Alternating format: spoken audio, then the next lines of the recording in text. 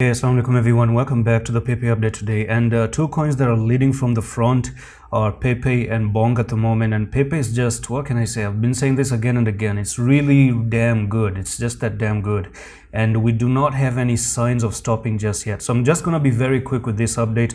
I'm not going to be super lengthy with this one. It's going to be the quickest one on Pepe. So you have a target coming up here, hopefully, but you can see that this is a flag here. You got a flag and you're breaking out of the flag, and the next technical target for this bull flag is actually going to be all the way up to this first target that I gave you, 17,000. Okay, so that's going to be another price increase of nearly from this point. That's going to be 20%.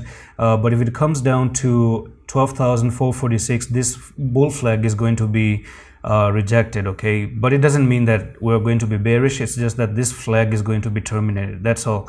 So it's a 12% for 20%. You can do money management and take the trade if you want to, but I'm just going to skip with the 12% risk. And that's all for the video. I'm going to see you in the next one. Allah Hafiz.